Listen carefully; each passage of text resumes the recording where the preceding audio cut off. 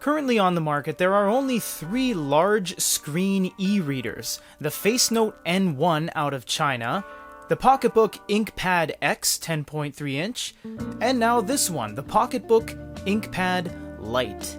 This also marks the 6th release of an Inkpad series after the Inkpad 3, Pro, Color, and X. This is a 9.7-inch screen, one of which we have not seen for many moons, and currently on the market in the modern age, only the Hanvon uses 9.7. Also, if you check out the box, they have done away with the white cardboard and they have moved to an actual brown cardboard box. This is to cut down on overall emissions and just have a better ecological footprint. So that's very nice to see that they are doing that and doing their part. And the insert on the inside is a slab of cardboard. So this is all very nice, and you see the plastic they are using is compostable. I did not know that. I just cracked it open right now, actually. So we're going to leave this off till the end. It comes in a mist gray, by the way. That's a cool color code, so we'll see what that looks like in a second. You have your regulatory information and this that they've had for many generations, your life with a case and without a case.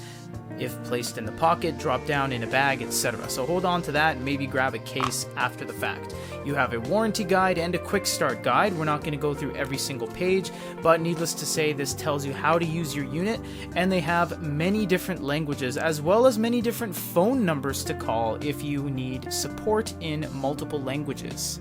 Down below is the coiled up USB-C. We're just going to leave that in there. Potentially, if we do a giveaway, you guys can have a nice USB cable. Here it is right here, and looking at the pictures before we unboxed this, we can guarantee that they have not used this shell before. This is a 9.7 inch with a USB-C. It is an all new design. It is completely clean on all sides except for the main side here, which has the trans flash or SD card and the USB. They actually put the power button on this side bezel here where you have physical page turn buttons and the home button as well. So that's really nice of a design.